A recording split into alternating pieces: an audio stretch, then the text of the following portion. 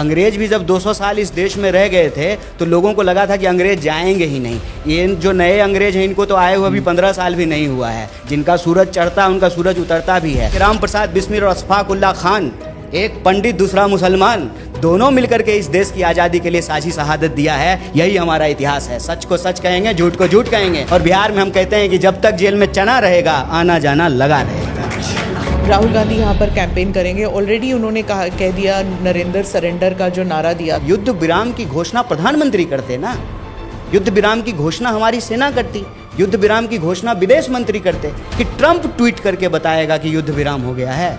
कौन है वो ये कहने के लिए कि युद्ध विराम हो गया है? आप पहले बेगूसराय से चुनाव लड़ते हैं, वहाँ से हार जाते हैं, या फिर नॉर्थ ईस्ट दिल्ली में जाते हैं, वहाँ से हार जाते हैं, वापस बिहार आ जाते हैं। वापस नहीं आए हैं, मेरा वोटर आईडी बिहार का ही है। हाँ, लेकिन कहाँ की राजनीति करना चाहते हैं? हम मेहनत कश जब जग वालों से अपना हिस्सा मांगेंगे, एक बाग नहीं, एक खेत नहीं, हम पूरी दुनिया मांगेंगे।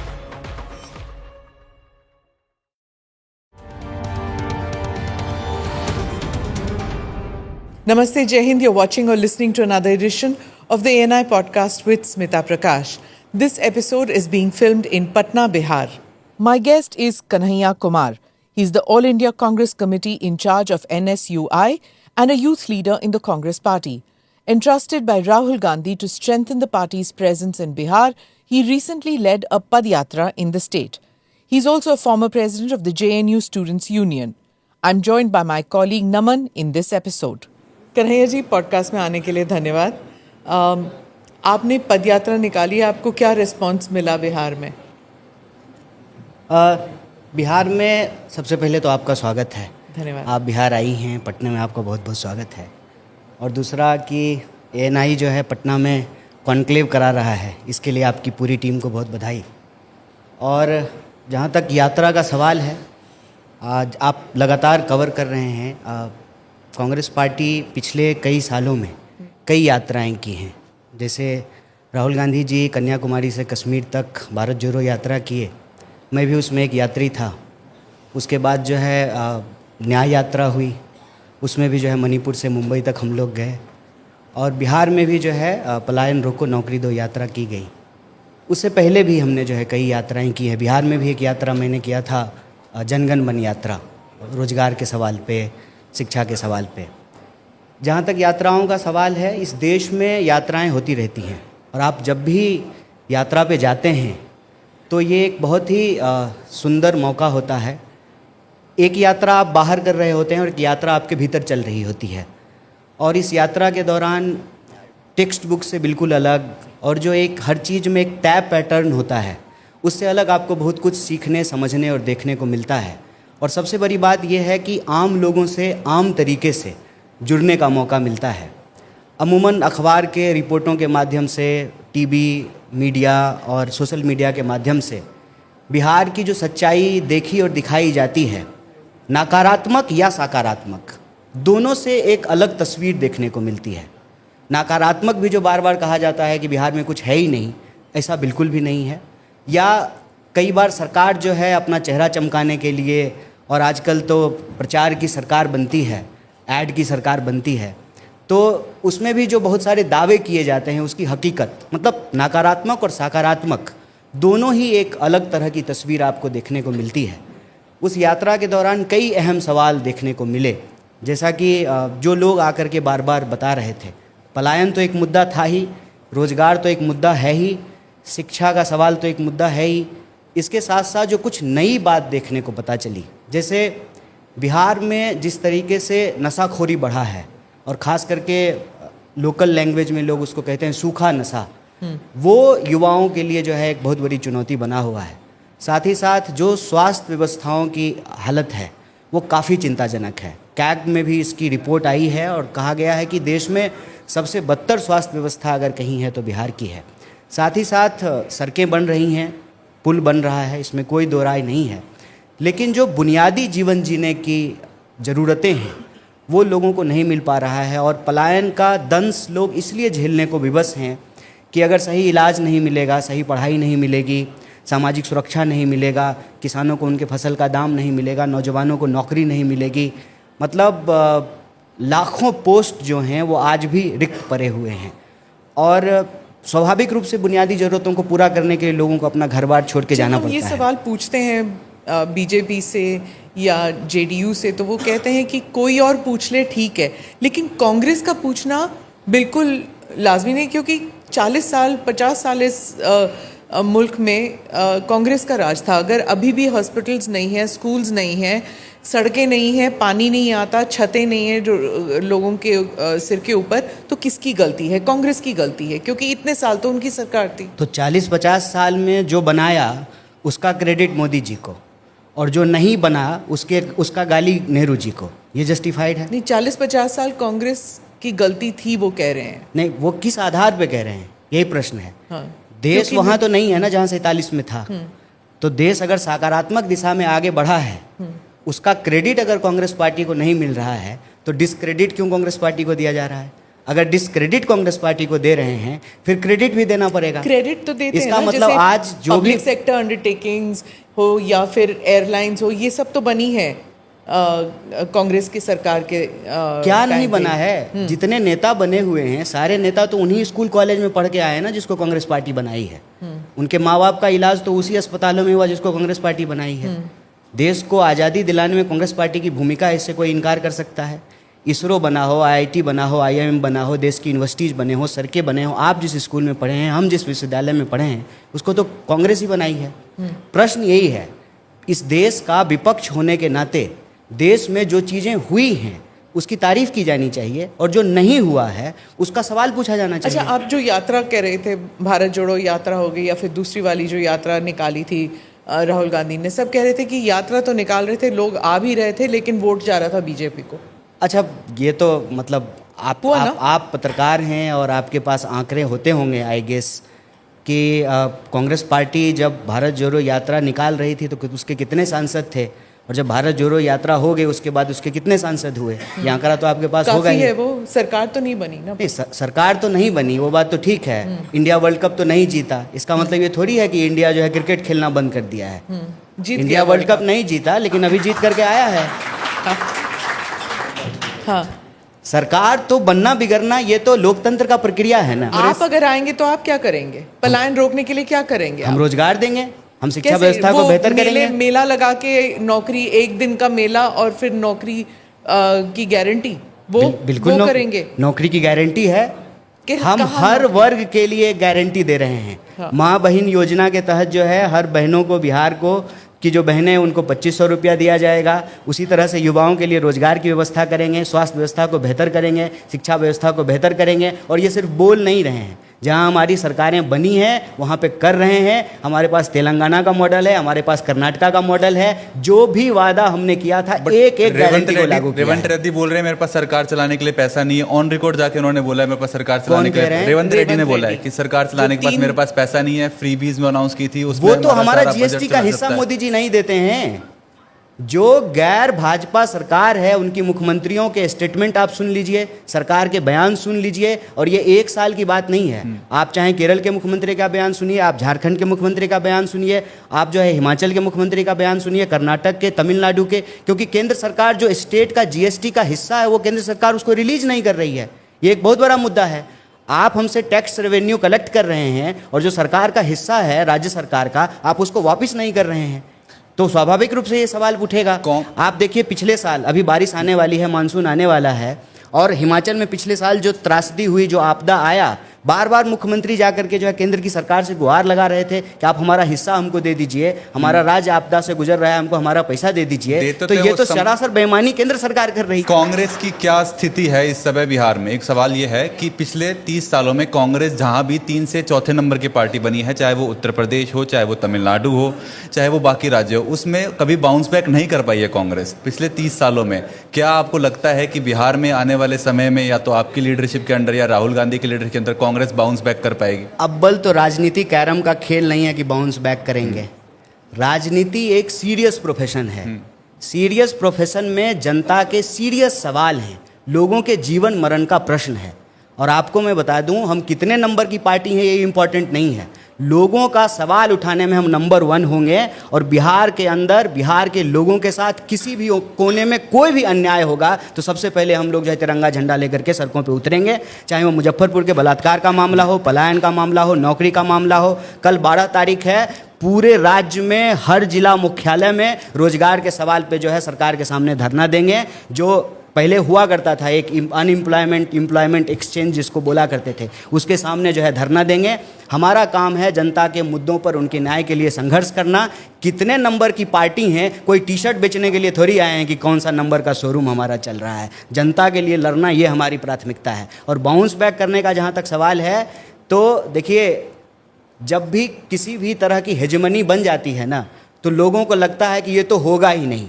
अंग्रेज भी जब 200 साल इस देश में रह गए थे तो लोगों को लगा था कि अंग्रेज जाएंगे ही नहीं। ये जो नए अंग्रेज हैं इनको तो आए हुए अभी 15 साल भी नहीं हुआ है। जिनका सूरज चढ़ता उनका सूरज उतरता भी है। और ये बिहार की धरती है, याद रखिएगा, हम सूरज को उगने से पहले डूबते हुए सूरज को अर्घ देने वाले लोग हैं। छठी मैया का जब पूजा करते हैं तो उगते हुए सूरज का अर्घ बाद में देते हैं, डूबते हुए सूरज का अर्घ पहले देते हैं। तो हम डूबते हुए सूरज और उगते हुए सूरज दोनों की प्रक्रिया को समझते हैं, जीवन की निरंतरता को समझते हैं। यही बिहार का दर्शन है, यही बिहार की जो है इतिहास है, यही बिहार की परंपरा है। तो बिहार से जो रोजगार और नौकरी का सवाल, जो पलायन का सवाल उठा है, ये सिर्फ बिहार का सवाल नहीं है, पूरे देश का सवाल बनने जा रहा है। और जिन नेताओं ने हमारे देश के आम परिवार के घरों के बच्चों को बेरोजगार बनाया है, उनके बच्चों को बेरोजगार बनाएंगे। ऐसा नहीं होगा कि हमको नौकरी नहीं मिलेगी और जय शाह जो है आईपीएल में जो है टीम बनाएंगे, हम ड्रीम 11 पे टीम बनाएंगे और वो जो है आईपीएल का टीम बनाएंगे। जो नेता हमको रोजगार नहीं दे रहा है उसके बाल बच्चों को बेरोजगार करेंगे। यही लोकतंत्र की ताकत होती है। सुबह प्रशांत किशोर आए थे तो हमारी उनसे बात हुई, तो हमने उनसे पूछा कि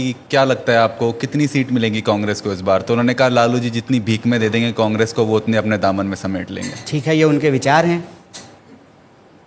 क्या आपको लगता है कि कांग्रेस आने वाले समय में ये आरजेडी की शैडो से निकल पाएगी और अपना एक अस्तित्व बना पाएगी? नहीं, ये शैडो की कोई बात ही नहीं है। ये आपके विचार हैं जो ये सब तो आपके विचार क्या हैं बताइए। हमारे जो विचार हैं वो हम कर रहे हैं कि बताइए, इसलिए तो आए हैं। कल जो है रोजगार के सवाल पे हम बिहार के हर जिला मुख्यालय पे धरना दे रहे हैं। आप अपना जो है बीट स्टाफ भेजिएगा कवर करने के। आप एक टेम्पल में गए थे और उस टेम्पल में जाने के बाद उसे रिपोर्टेडली गंगा से धोया गया था। नहीं, मंदिर को नहीं धोया गया था, तो प्रांगण को। लेकिन अगर धोया गया तो ये सवाल तो उन पर उठता है ना जो धो रहे हैं।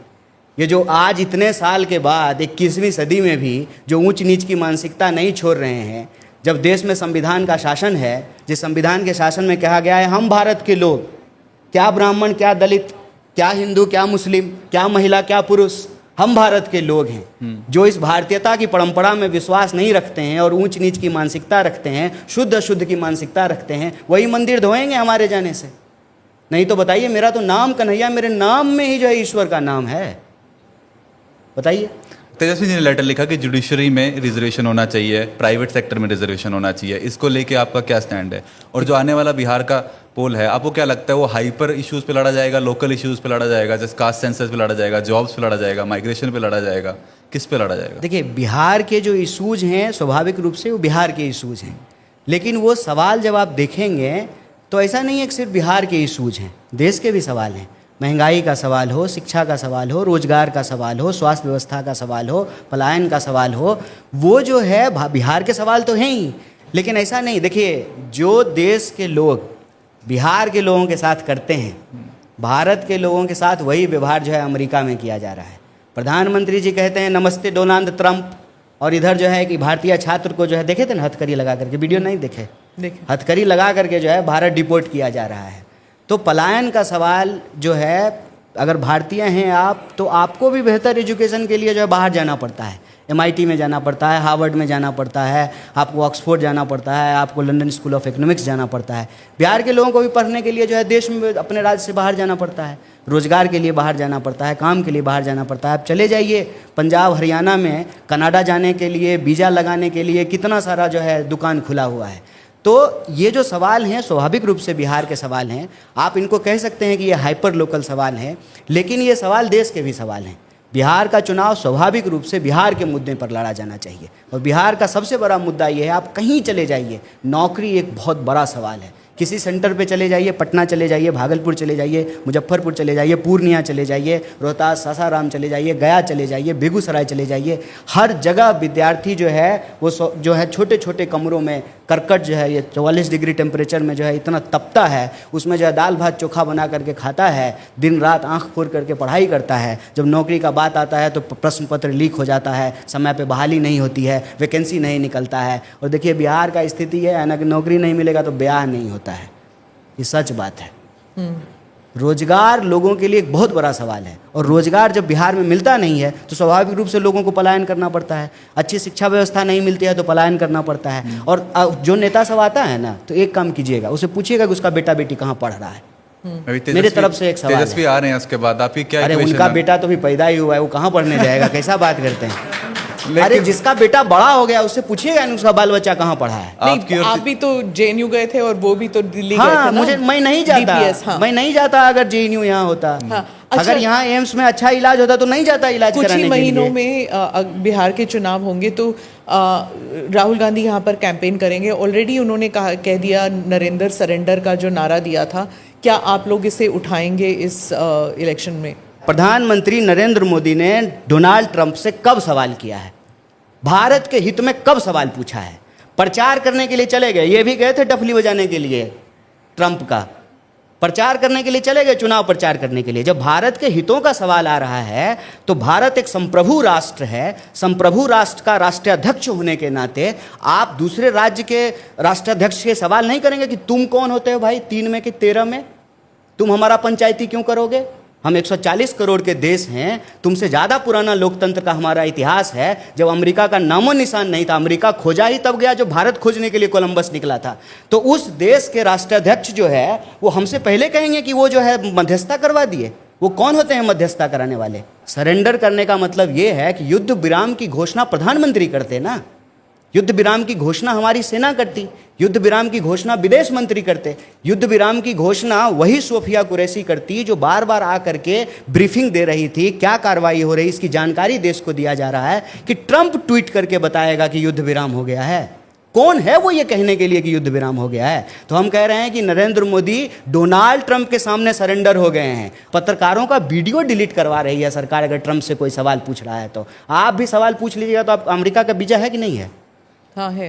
तो अभी ट्रंप के खिलाफ 2 बात बोलिए, आपका वीजा कैंसिल कर देगा। बिल्कुल नहीं करेंगे। अच्छा, आपके दोस्त जेएनयू में कर रहे हैं ना? जेएनयू के जो छात्र हैं वो सब अपना सोशल मीडिया क्लियर कर रहे हैं, नहीं तो वीजा नहीं मिलेगा ना। वो सब आपके लीग के लोग हैं, हमारे दोस्त नहीं हैं इससे। आपके दोस्त कौन है फिर? हमारे दोस्त वो हैं जो सच को सच कहते हैं, झूठ को झूठ कहते हैं। हाँ, जेल में चले जाएं तो क्या हो जाएगा? हम लोग एक कहानी बार बार कहते हैं। आपको पता है आज राम प्रसाद बिस्मिल का भी जन्मदिन है, और राम प्रसाद बिस्मिल जो गाना गाते थे, सरफरोशी की तमन्ना अब हमारे दिल में है, देखना है जोड़ कितना बाजुएं कातिल में है, उसको लिखा है बिस्मिल अजीमाबादी ने, क्योंकि पटना को अजीमाबाद भी कहा जाता है। और राम प्रसाद, पंडित राम प्रसाद के नाम में जो बिस्मिल है वो बिस्मिल वहीं से लिया गया है। और आपको मालूम होना चाहिए कि राम प्रसाद बिस्मिल और अशफाक उल्लाह खान, एक पंडित दूसरा मुसलमान, दोनों मिलकर के इस देश की आज़ादी के लिए साझी शहादत दिया है। यही हमारा इतिहास है। सच को सच कहेंगे, झूठ को झूठ कहेंगे। तुम्हारी जेल में जितनी जगह है देख लेंगे। और बिहार में हम कहते हैं कि जब तक जेल में चना रहेगा आना जाना लगा रहेगा। आप पहले बेगूसराय से चुनाव लड़ते हैं, वहाँ से हार जाते हैं, आप फिर नॉर्थ ईस्ट दिल्ली में जाते हैं, वहाँ से हार जाते हैं, वापस बिहार आ जाते हैं। तो वापिस नहीं आए हैं, मेरा वोटर आईडी बिहार का ही है। हाँ, लेकिन कहाँ की राजनीति करना चाहता है? अगर बिहार की राजनीति करने में बिहार में ही रहूंगा, यहीं का पानी पीऊंगा। हम जग वालों, जब दुनिया से हम मेहनत कर जब जग वालों से अपना हिस्सा मांगेंगे, एक बाग नहीं एक खेत नहीं, हम पूरी दुनिया मांगेंगे। या फिर पंचायती नहीं कर रहे हैं सर। कोई राजनीति होगी ना कि मैं दिल्ली की राजनीति करूंगा, मैं बिहार की राजनीति में यहाँ पे रह के इस देश को आपकी नौकरी है एएनआई की, हमारी नौकरी नहीं है। हम नौकरी नहीं करते तो हैं, कल को हम न्याय के लिए लड़ते हैं। से भी इलेक्शन लड़ तो सकते आप हैं। एएनआई से जो है कल दूसरे जो है टीवी में जा सकते हैं। हम नौकरी नहीं कर रहे हैं। निवेदन आपसे यही तो है। आप बिहार में रहेंगे, चुनाव हम बिहार में ही रहते हैं। नहीं, मतलब मेरा स्थायी पता बिहार है। हाँ, मैं हाँ। वोट देने के लिए बिहार ही आता हूँ। मेरा वोटर आईडी बिहार का है। वोट देने के लिए, वोट मांगने के लिए कहाँ जाएंगे आप? सिर्फ बिहार में या फिर केरल में जा सकते हैं? पूरे देश में वोट मांगते हैं। अभी जो पंजाब में बाय इलेक्शन हो रहा है वहां भी वोट मांगने के लिए गए थे। पार्टी ने हमको स्टार कैंपेनर बनाया है। आप बताइए स्मिता जी, आप दिल्ली से पटना कॉन्क्लेव करने के लिए आ गई हैं और हम पटना से दिल्ली नहीं जा सकते नेता हैं है ना, इसीलिए तो तो आप भी तो पत्रकार हैं ना। जितना नागरिक आप हैं उतना नागरिक हम हैं। आप आएंगे नहीं हमारे कोई पास, कंफ्यूजन नहीं है, इसलिए हम आपके पास आ गए। कोई कंफ्यूजन नहीं है। जिस कॉन्स्टिट्यूशन में पार्टी हमको चुनाव लड़ाएगी, वहां से चुनाव लड़ेंगे, नौकरी थोड़ी कर रहे हैं नमन। कांग्रेस नेता ने ऑफ द रिकॉर्ड कहा कि राहुल गांधी को कन्हैया कुमार पे बहुत विश्वास है, उन्हें लगता है कि ये ऑर्गेनाइजेशन लेगेसी नहीं, को इसको आगे ऑफ द रिकॉर्ड कहने की क्या जरूरत है? मतलब नहीं, कोई उन्होंने चोरी off छिपे the वाली बात record थोड़ी कहा। है। हम तो ऑन रिकॉर्ड करें। उन्होंने कहा कि ऑफ द रिकॉर्ड कि कन्हैया कुमार पे उन्हें बहुत विश्वास है, उन्हें लगता है कि ये इंसान कांग्रेस की और ऑर्गेनाइजेशन लेगेसी को आगे लेके जाएगा। पार्टी के हम लोग वर्कर हैं, पार्टी अगर कहीं पे कोई मुहिम चला रही है, कोई कैंपेन कर रही है, तो एक कार्यकर्ता की तरह जो उस कैंपेन को आगे बढ़ाते हैं। बिहार के जो लोग हैं, बिहार के लोगों के लिए सबसे बड़ा नौकरी का सवाल है, चुनाव से पहले भी और चुनाव के बाद भी इस सवाल पे हम लोग अनवरत संघर्ष करने वाले हैं। और हमको उम्मीद है कि भले वर्ल्ड कप जो है इंडिया नहीं जीती थी, बाद में चैंपियंस ट्रॉफी जीती ना, इंडिया जीतेगी। बहुत बहुत शुक्रिया। बहुत बहुत धन्यवाद। Thank you for watching or listening to this edition of the ANI podcast with Smita Prakash. Do like or subscribe on whichever channel you have seen this or heard this. Namaste, Jai Hind.